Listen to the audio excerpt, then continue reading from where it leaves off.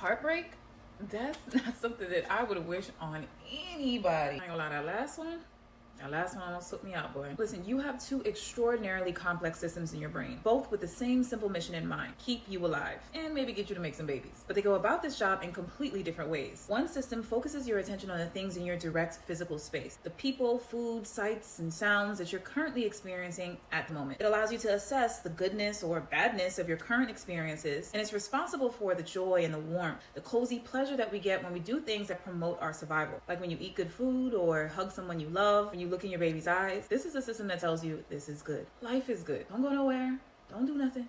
Don't move. Don't change. The other system keeps you alive by allowing you to see in the future. Kind of.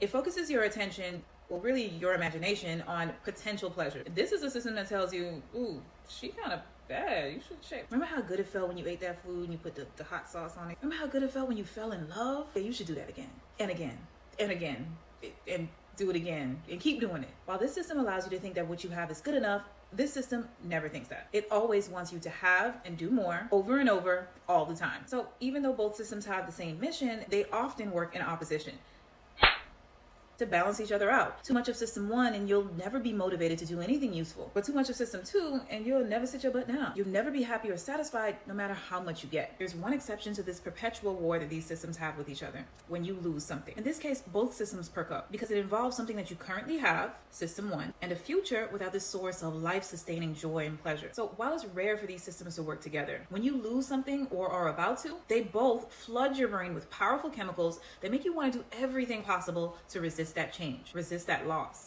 aversion, and all of the psychological trauma that often accompanies it: pain, the denial, the depression, the going back for the 83rd time. But even on a smaller scale, let's say I asked you how much to sell this mug for.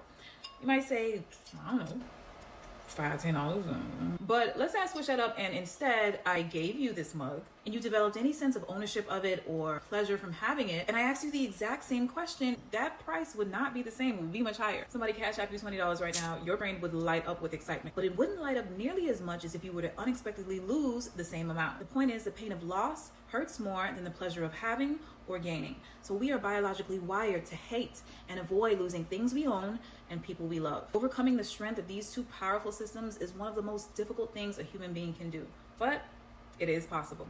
The first step is understanding your brain.